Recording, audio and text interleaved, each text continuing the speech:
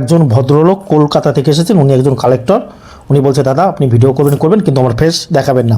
উনি পুরনো কয়েন দিয়ে পেয়েছেন 1,09,500 টাকা। এখানে 1 লক্ষ টাকা আছে আর 9,500 টাকা। এখন কী কয়েন দিয়ে উনি 1,09,500 টাকা পেলেন সেগুলো দর্শকদের একটু ভালো করে দেখিয়ে দিই। সেকেন্ড ইন্টারন্যাশনাল কোঅপারেশন কংগ্রেস 1996 এরকম দুটো নিয়ে এসছেন। ইন্ডিয়ান এয়ারফোর্স 5টা ইন্ডিয়ান এয়ারফোর্স নিয়ে এসছেন, ভারতীয় বায়ুসেনা।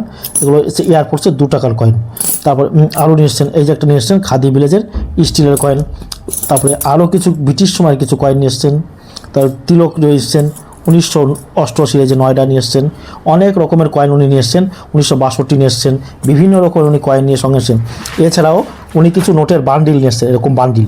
এইরকম আরও খুচরো অনেক দুটো 500 টাকার নোটও নিয়ে এসছেন। এই যে একটু দেখুন, এই যে একটা দেখুন। তবেই তো উনি এই টাকাটা পেয়েছেন। উনি একজন কালেক্টর, উনি ফেস দেখাবেন না। আরও কিছু কয়েন নিয়ে এসছেন, সেইগুলো আপনারা আমাদের ভিডিওতে দেখুন। সেই লং ভিডিওটা আমাদের চ্যানেলে গিয়ে দেখুন, কারণ এটা শর্ট ভিডিও তো। আর আমি থাকি পূর্ব বর্ধমান মেমারি নিমো। প্রতিদিন সকাল 8টা থেকে বিকেল 5টা